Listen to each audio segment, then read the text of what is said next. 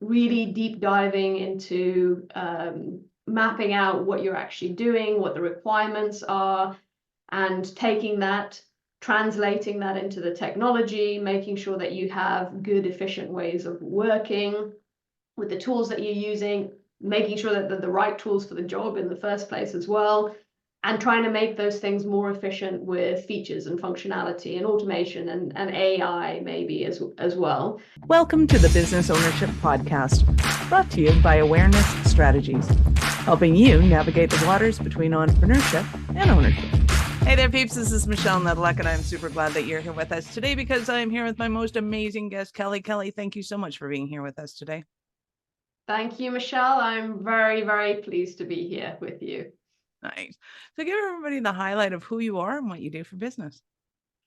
Yes, so my name is Kelly Goss. I am a business process automation specialist, and I run a consulting agency called Solvaa based in the UK, and we help businesses all around the world to become more productive with the right systems, better processes, and automation. That's it in a nutshell. Well, you're talking all my love languages, so this is going to be awesome. Yeah. So let's back up the bus a little bit. How did you get into business automation as your thing? Oh, what a long journey that was. But, I truly believe that things in life lead you to where you are now, definitely. Actually, I started my career as a microbiologist. So I was in a very sciencey role. That's what I did in university. And then worked in pharmaceutical and medical device manufacturing. Very quickly realized that I enjoyed process. So I actually started helping the manufacturing teams improve the way that they were working. So it was becoming less sciencey and more kind of process related.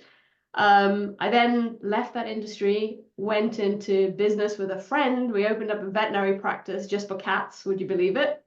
And my friend did all the clinical stuff, and I was doing all the admin, and I was like thrown from a very different role into this.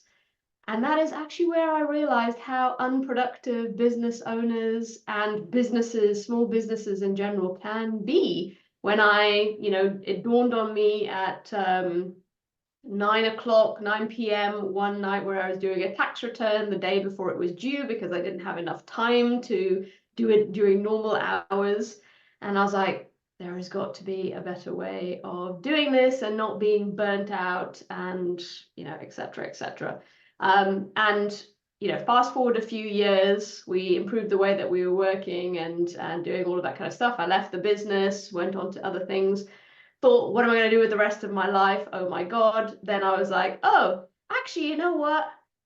I can help people with systems and stuff, things that I learned during my experience of being a business owner, and started doing some bookkeeping for a client. I'm going to get to the point in a second, but no, you keep going. You're doing awesome. Started doing some bookkeeping for a client, and the process was so inefficient, and they had all these thousands of transactions, and I was spending all this time doing it, and I was like, man, this is ridiculous. How is this business ever going to scale like this? I mean, they'd need like full-time bookkeepers to do all of this stuff. And basically, I came across some handy things to be able to integrate into Xero, which was their accounting system. Came across Zapier, which is an automation tool as well. And I was like, this thing is going to change my life. And as a consequence of using that and implementing a new process for the client, I did myself out of a project, basically. And I was like, hey, this is pretty cool. And in fact, the client was like, hey, you should do this for a living. I'm like, okay. So that's kind of where that was 2016, and here we are now. So nice. Yeah, so it's been I'd say finding out about automation and Zapier was like life-changing for me, basically.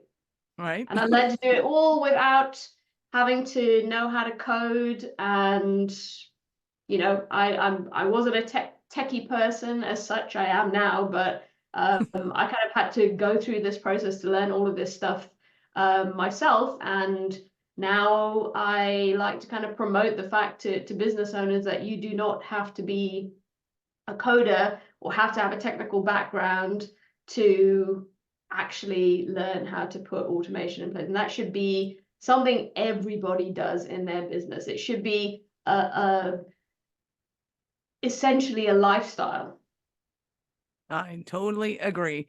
And you said something, and that's what made me laugh. And then so I'm scrambling to get something to write on and write notes, because to me that there's got to be a better way, I think, is almost the mantra of entrepreneurs going into business. And then we see our part in that and we make our part better. But then the process is like, okay. We had a client once that we went into them, and they were $25 million company. They had been in business since 1964. They had about 100 and some odd employees. And we asked them, okay, so, and how do you do that? And the answer was almost manually, to the point where we were going to get like a little placard card to hold up and just go every time you're in a meeting and they ask you, how do you do that? Manually. Like, how? So they were running a company, and they had it was like a hotel. People come in and check in, and then they had to go and check with accounting manually to see whether or not their bill was paid. I'm like, you have hotel software. What? What are you doing? How are you doing this? How are you still in business? Actually, is probably a better question. Luck. So like, let's go back to that chaos and mayhem, and put a little salt in the wound, I think, for some people, but also to understand that if you're going through that chaos and mayhem stage, you are not alone. And I almost think that it's a necessity to business to be able to get to the point where things are kind of falling off the rack, so that you know what needs to be on the rack and what doesn't. Like, yeah, right. You got to get from the startups phase, nothing's on the rack. They just, okay, we need to put some more stuff on the rack. And then all of a sudden it's like, okay, too much. So talk to me about those phases, because I think they're kind of fun.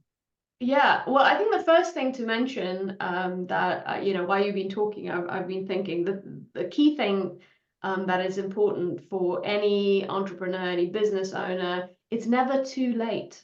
It's never too late to think that you need to change the way that you're working. And in fact, always constantly having a thought in your mind that something can be improved is a good mindset to have. Continuous improvement constantly. I mean, we do this as entrepreneurs, right?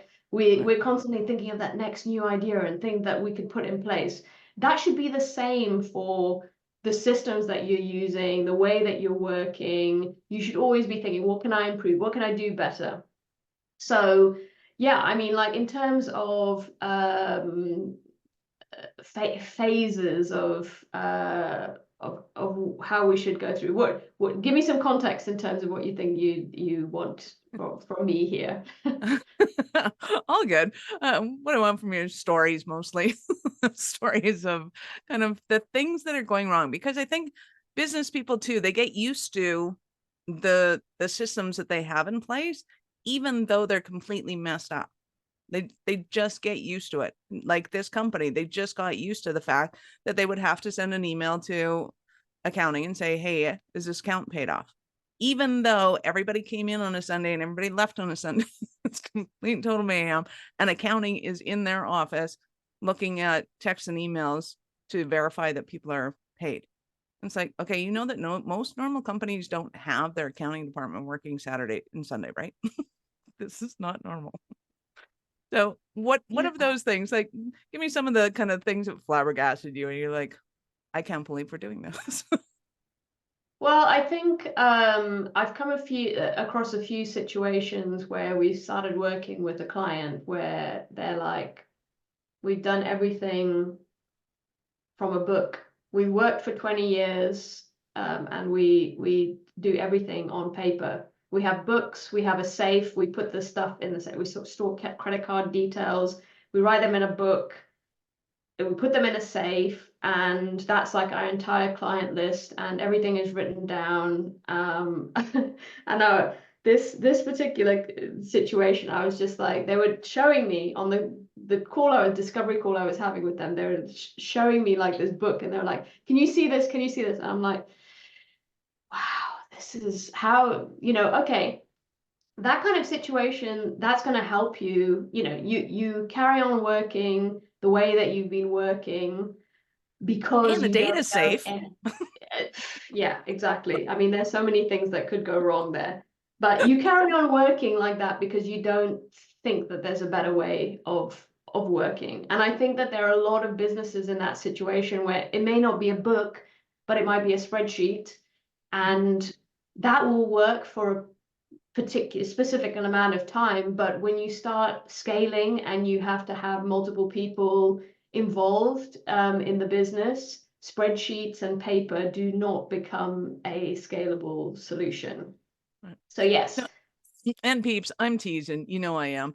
I want to empathize with the chaos that you're going through, because it is normal. It is absolutely normal. And I want to kind of make light of it because a lot of people get really bogged down by it, and then they get scared that they have to change.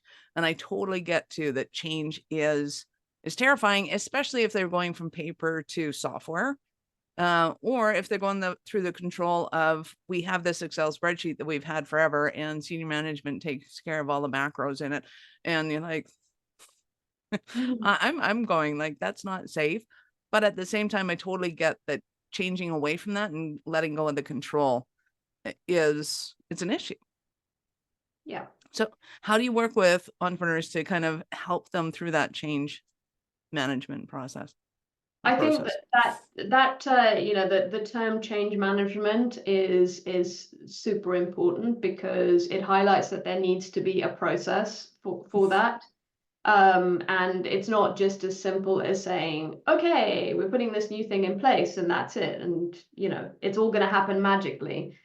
It doesn't happen like that. So there has to be a really defined, structured way of implementing a new way of working. And that involves understanding the process, really deep diving into mapping out what you're actually doing, what the requirements are, and taking that, translating that into the technology, making sure that you have good, efficient ways of working with the tools that you're using, making sure that they're the right tools for the job in the first place as well, and trying to make those things more efficient with features and functionality and automation and AI maybe as well.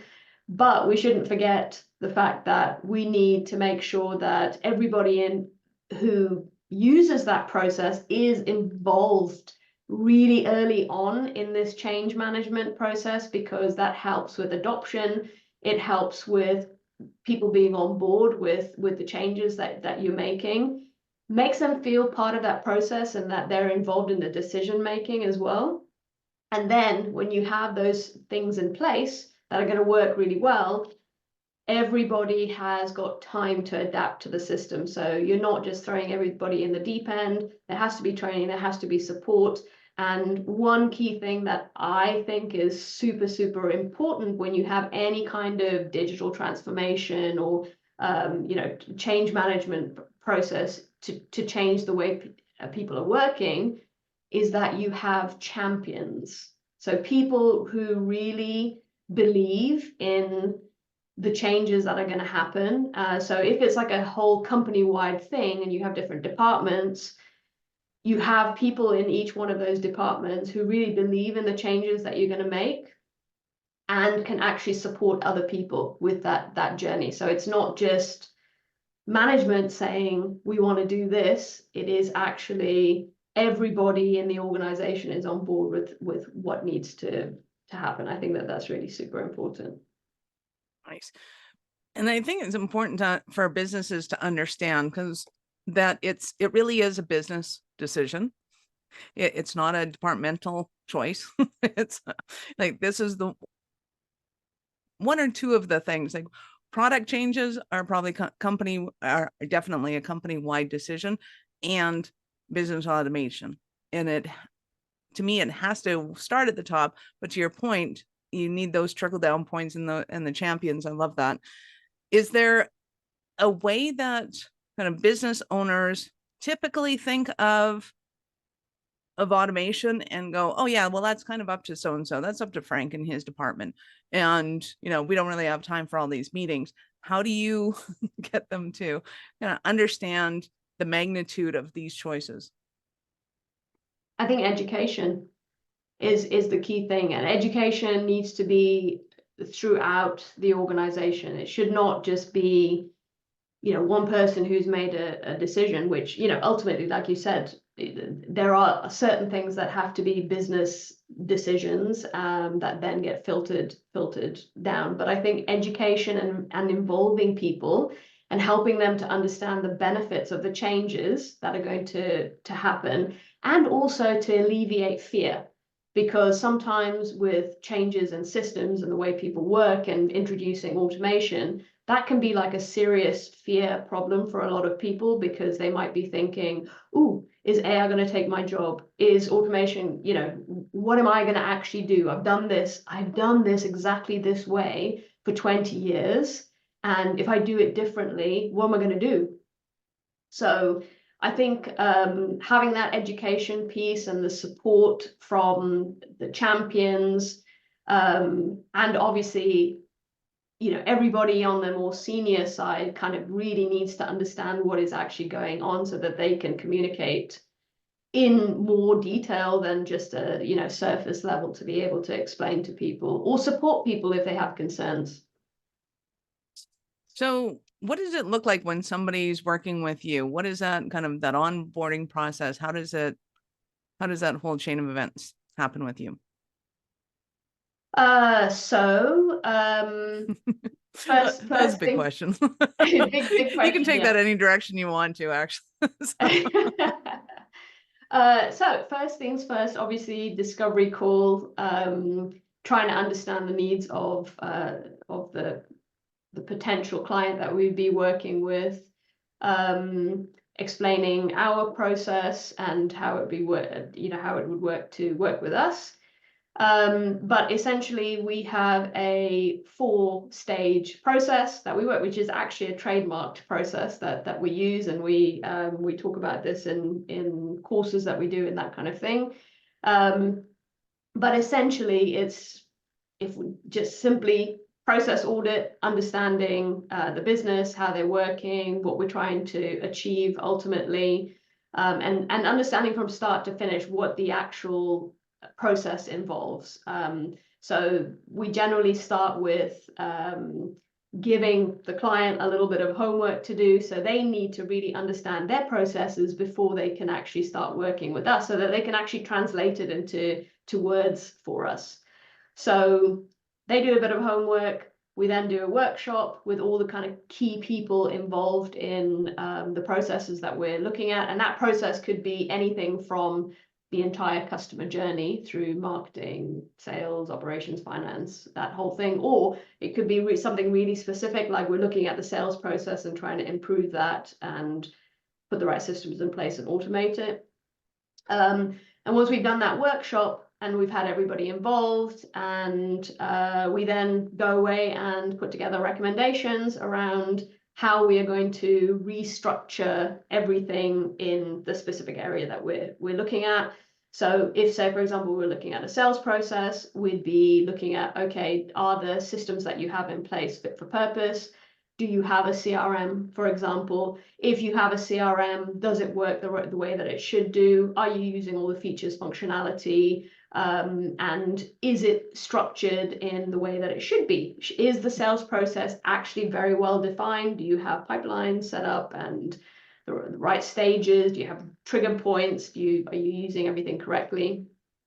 So we'll put all of those details in a detailed report about how the architecture should look, what all the automations should be, and how that process is now going to be redefined from their existing state to their future amazingly optimized working process.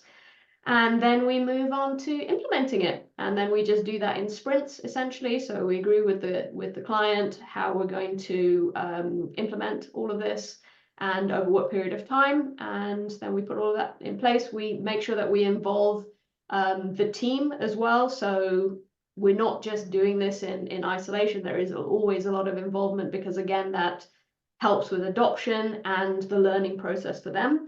And then we move on to training and support and rolling out the new process. I love it. So, peeps, I think that everything she said was clear, but if everything she said was causing a little bit of trauma, relax, breathe, it's okay. She'll go over all of that stuff with you. So in a moment, I'm gonna ask you about a Cinderella story of one of your clients, but before we do that, we're gonna stop for a little break. Are you running a business over 7 figures but still struggling with technology headaches? Pay attention, you do not want to miss this offer. This podcast episode is brought to you by Awareness Strategies, who is offering a custom-built digital adoption roadmap for anyone running a business over 7 figures who's wanting to grow their business in the next 5 years. And it's not just a roadmap, they offer full implementation as well if that scares the out of you. Check out awarenessstrategies.com/roadmap for more details today. The link's in the show's notes. Don't regret not doing this. Do it now. That's awarenessstrategies.com/. I am super excited to hear an example of a Cinderella story of one of your clients.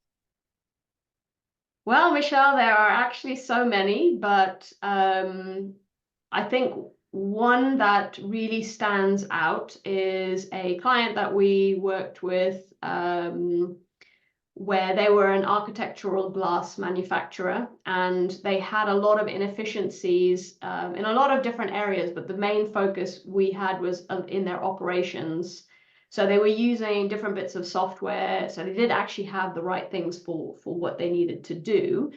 But we helped them to put a lot of automation in place by restructuring different parts of their process. But the automation thing was key because they ended up having a lot of their sales process automated that then linked into their operations and delivery of the product.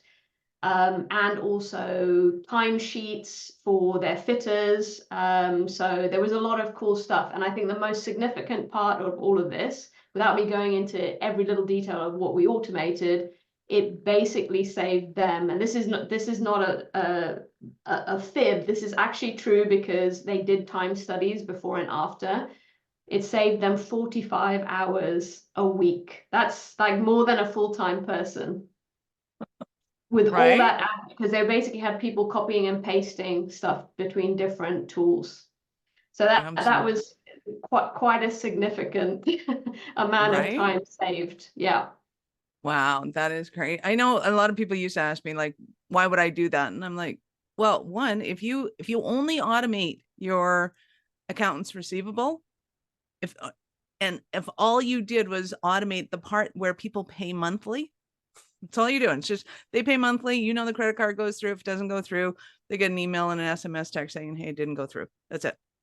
They've just saved at least $500 a month in accounting fees for their accounts receivable person, minimum. And it's like, that to me is insane that people kind of have to question that process of whether or not this is worth their time and effort. And it's like, yeah, nobody likes those calls. Nobody likes getting them. Nobody likes giving them. So why wouldn't you just have a little text and say, oh yeah, my card expired, and yay.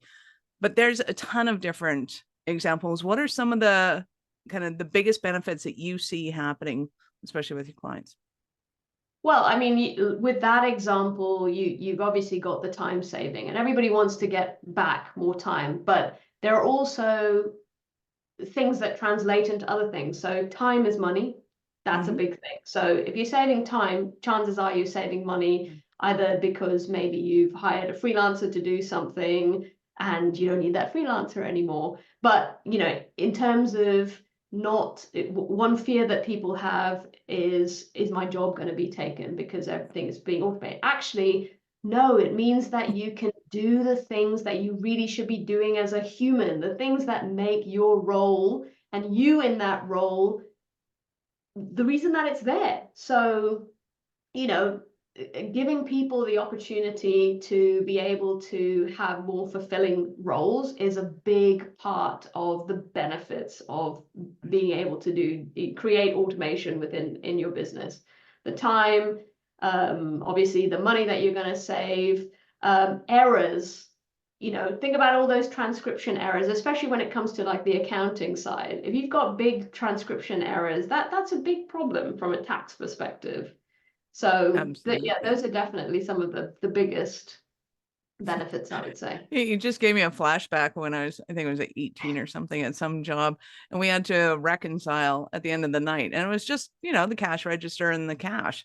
And there was one night we were out $500 and we were scrambling to find, it took us 5 hours to find that stupid error. And there's two of us looking at it like it was not obvious. And I cannot imagine for the life of me what it's like when people have to reconcile the inventory, they have to reconcile their timesheets, their scheduling, as soon as you have a fleet of people and working with you, or kind of boxes of inventory they have to go through. I can't imagine what it's like for a retail outlet, especially if they're seasonal. Like if they go through a ton of stuff in a season, take the summer, and all of a sudden all of your swimsuits and everything are gone within a day. How do you have the time to be able to reconcile that if it's not done automatically? And to your point, yes, getting people to do the things that are fun and creative as human beings, right? Going back to the accounts receivable person, so much more fun to count the money coming in, or to, to be able to make calls or think of different ways of being able to package products and services, because now they're talking to people about what they like as opposed to what they hated about the system before. Yeah, totally. I think making that change. Sorry. Yep. No, go ahead. You think people? Yeah, making that change to be able to give people much more fun and interesting things to do, and hone in on their skills that maybe they haven't even had a chance to shine on because they've been inundated with all of this stuff that they didn't need to do in the first place. So yeah. Hey, I love automation. There's so many things to scream from the hilltops about with it. I love it. I love it. I know our listeners are going to want more from you. How did they start that journey with you? So get in touch with me on LinkedIn. You can find me there, or visit me at my website, solvaa.co.uk. I've got a ton of resources there, free ebooks. I have 2 books on Amazon. One is Automate with Zapier. The second one is Automate with Zapier and Generative AI. So if you want to learn all about how to automate your business with Zapier in particular, which is a pretty cool tool because it's no code, you don't have to be a techie to use it. That is all available there for you. I've got some courses as well, and yeah, get in touch with me through my website if you are interested in working with us. Awesome. I love it. We will, of course, have all of Kelly's links in the show notes. So go ahead and scroll down, click on those links, open them up in a new browser, though, because we're not done yet. So, Kelly, I get to ask you, at what point in life did you know you were special kind of crazy enough to think that you could become an entrepreneur? Oh gosh, you know what? I think I must have had it in me somewhere from early childhood, probably because my mother was very entrepreneurial. And she always, even though she was like a full-time mom, she always used to do stuff like make treats and package them up and sell them, and like do all these little things. And I remember when I must have been like in my early teens, I said to my mom, "Oh, can I make these like hair scrunchies, like just like hairband things, but like made out of material?" And I was like, "I'm gonna make all these things and I'm gonna go and sell them at school." I think that's like my earliest memory, definitely. That is awesome. I didn't think I was gonna be an entrepreneur. Who knows? I did not know what that was. But that's definitely my earliest memory of wanting to do something outside of the box. That is awesome. You have been absolutely awesome. Any last words for our peeps? Automate, automate, automate. But actually, don't just automate. Think about your systems. Are they the right systems? Make sure that you're working better. Then automate. But don't be scared of this stuff. This is all, there are lots of people out there that can help you and support you with it. And it's never too late to start thinking about it. So go for it. Love it. Thank you, Kelly, so much for your time. I appreciate it, and I know how valuable it is. Thank you, Michelle. It's been great to be here with you today. Awesome. Peeps, this is Michelle Nedelec. Thank you for being here with us today. Be sure to subscribe to the show, share it with your friends. We love helping entrepreneurs grow. Are you running a business over 7 figures but still struggling with technology headaches? Pay attention, you do not want to miss this offer. This podcast episode is brought to you by Awareness Strategies, who is offering a custom-built digital adoption roadmap for anyone running a business over 7 figures who's wanting to grow their business in the next 5 years. And it's not just a roadmap, they offer full implementation as well if that scares the out of you. Check out awarenessstrategies.com/roadmap for more details today. The link's in the show's notes. Don't regret not doing this. Do it now. That's awarenessstrategies.com/roadmap.